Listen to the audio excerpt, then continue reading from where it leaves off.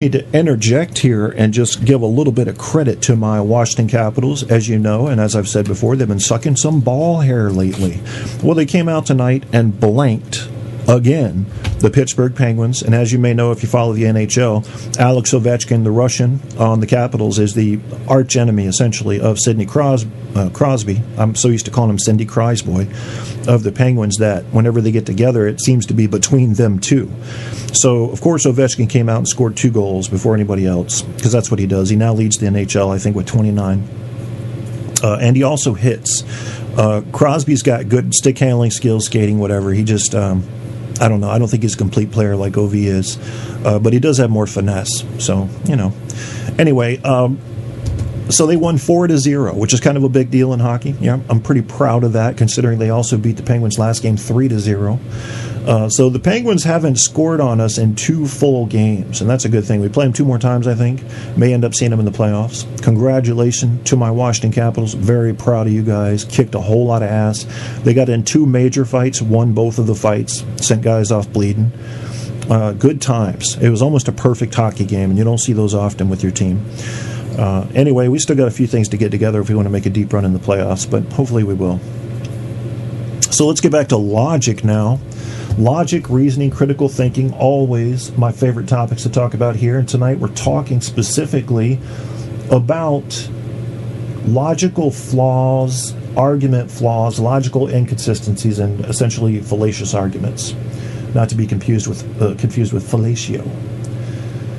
So we talked about some of these. Some of these need more, like genetic fallacy. That runs a lot deeper than we talked about tonight. We would probably need a half a show just to talk about that one, and with more meaning and context.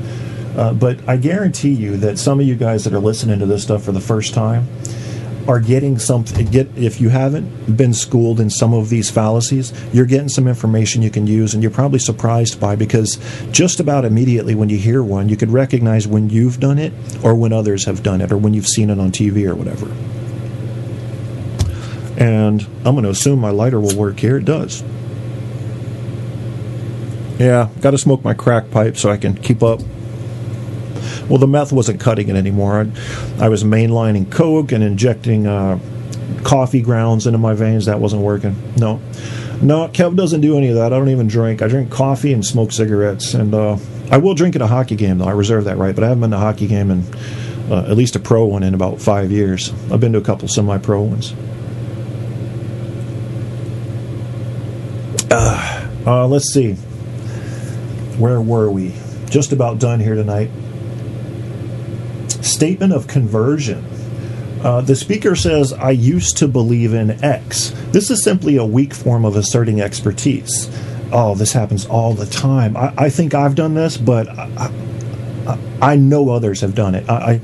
There's actually a fallacy that talks about how one person can more easily recognize flaws in others, even in his close friends, than he can in himself. And I may be committing that right now, but I'm telling you, this is one I get tired of. The speaker, I used to believe X. What does that say to you? You know, people. I used to believe in that. What they're saying is, I found the light.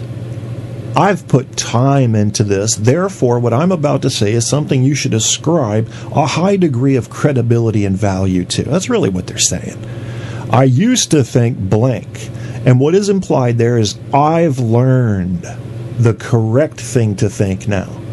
All right, so here it is. This is simply a weak form of asserting expertise. The speaker is implying that he has learned about the subject, and now that he is better informed and has rejected X, so perhaps he is now an authority. And this is an implied argument from authority.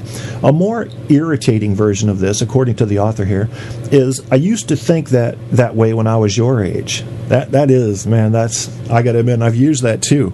I mean, it is kind of condescending, but it can also be honest. I mean, age, if you don't believe in wisdom, then you don't believe age matters. I've always believed in wisdom.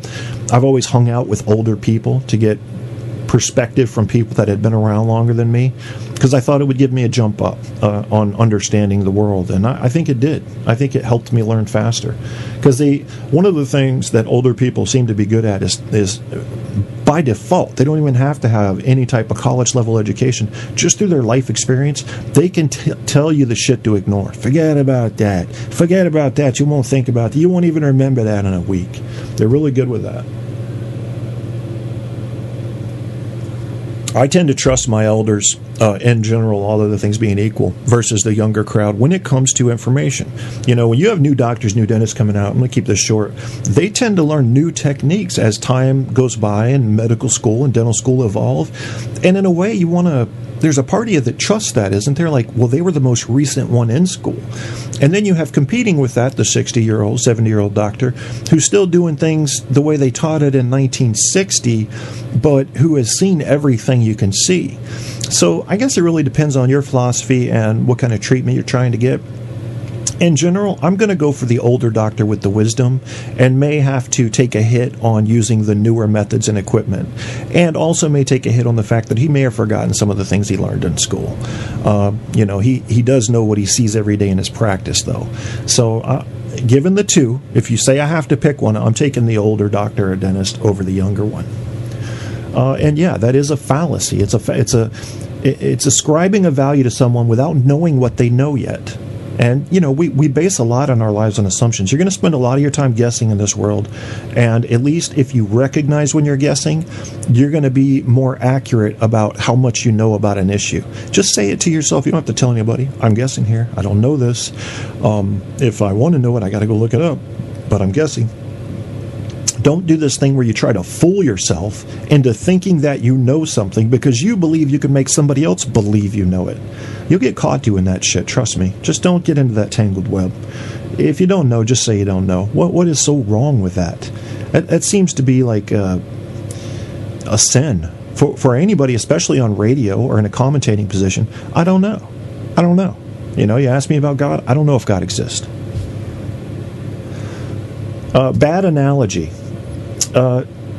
Claiming that two situations are highly similar. This happens a lot too. I haven't seen one of these top 20 or 30 that he's listed that I'm not fairly familiar with. And some of it is, it'll turn your stomach, literally.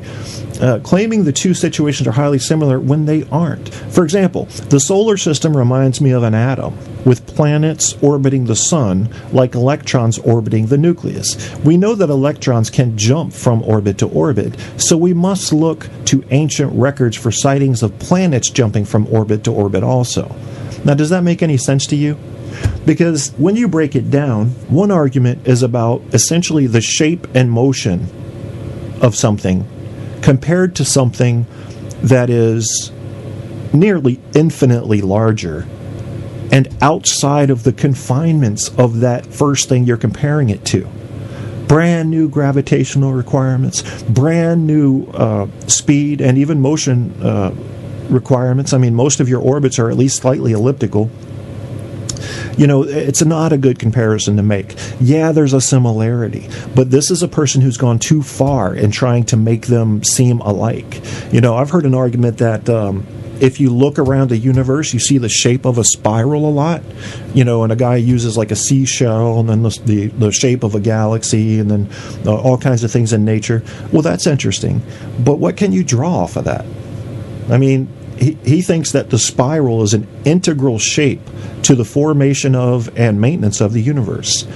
And I didn't see the connecting tissue there that would lead me far enough to believe what he was saying there.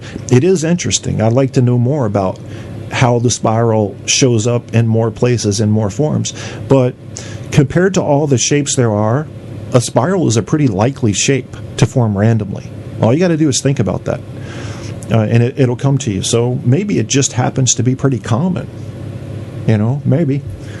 Something we can't prove. I'm just fucking around with it. Bad analogy. We talked about extended analogy. This is one I'm not familiar with. It says, the claim that two things both analogous to a third thing are therefore analogies to each other. Oh, yes, I am familiar with this then. For example, this debate. Listen to this. I believe it is always wrong to oppose the law by breaking it. Next person says, such a position is odious. It implies that you would not have supported Martin Luther King. And then the third person says, are you saying that cryptography legislation is as important as the struggle for black liberation? How dare you? This happens all the time. It's A kind of leads to B, but B does not lead to C. It's a jump off of a cliff. And I encourage you to look. I'm going to look deeper into this one too, because I want to see all the ways in which it's common. I hear it all the time, though. Essentially, the easiest way to summarize that one is an argument going off track. All right, this is where person C has claimed that what person B said in the context of person A is ridiculous, when really there shouldn't have been a comparison drawn there. Or it should have been a more accurate and contextually correct comparison. That's the difference. That's definitely one I'm going to look more into. I encourage you to extended analogy. You're drawing reasoning from two things that are not as related as you believe they should be. And if you believe they are related, you've got to show why. You can't take the simple version, the simple one-liner version like this person with the third sentence did about Martin Luther King, or as black liberation, and say that A and B were leading to C. It's just... Some people jump off a cliff with their logic once they get a few statements into an argument. And here's what you need to do when that happens. What is traditionally done is this kind of weird discussion begins, where person A or person B has to correct person C before they can even begin to bring the argument back on track. What you should do right away is say, no. That's not what we're saying here. Context is everything. And let's talk about what we really meant. And then use two sentences to bring the argument back on track. And all you've got to say is, I believe it is always wrong to oppose the law by breaking it. And you cannot imply from that I would not have supported Martin Luther King. Just clarify. Clarification could get you out of half of these if you were thinking correctly to begin with. So yeah, you will be caught in some of these. Argument from spurious similarity. This is a relative of bad analogy. It's suggested that some resemblance of proof is of a relationship. So there's a World War II story about a British lady who was trained in spotting German airplanes. She made a report about a certain very important type of plane. While being quizzed, she explained that she hadn't been sure herself until she noticed that it had a little man in the cockpit, just like the little model of the airplane at the training class.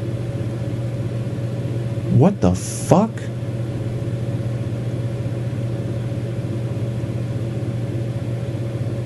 Okay, yeah, I see what they're doing. That's just a very odd way to do it. She's drawing a similarity between two things that she's gone outside the scope of similarities that mattered. Because, in other words, they could have put a Lego man in the model plane in the school that they taught her at, and if she had seen a Lego man flying the plane, she would have said, for sure, that's the one. That's Germany. That's a German plane. You see what I'm saying? So there are certain things you should not be paying attention to in model and preparation situations, because you're not going to see those in the real world. Or you might see something different, and you can't let that lead you astray. Focus on what it is you're trained to recognize. And she was... in this story, trained to recognize the shape, style, and speed of a plane, I presume. That's what they trained everybody that I know of in spotting aircraft. Reifying. An abstract thing is talked about as if it were concrete. A possible bad analogy is being made between concept and reality. For example, nature abhors a vacuum. Reifying. Yeah, that happens a lot too. So many people take things as fact that have no real evidence for them, and then base entire arguments on that. And if you want to be a dick, you can walk right up and pull that card out of that card house at the bottom and say, you've built your whole argument on this concept that the sun has no relationship to lava movement underneath the mantle of the earth. And I can prove right now that it does. So what do? Do you let them go on for 10 minutes and then pull the card out, or do you correct them early? That's up to you. But don't be the guy that does it. Have your shit right if you're going to start an argument like that. That's what I say. Because who wants to get caught in something like that? I mean, just... Some people do this kind of thing because they think, and they know, I guess through experience, that most of the time they can get away with it. I say catch them, man. I'm the correction police in this respect. I think you should, if you're going to sell somebody an idea for any reason, I think you should have something to go with it. If it's just a gut feeling, say it's a gut feeling. If it's just a guess, fucking admit it's a guess.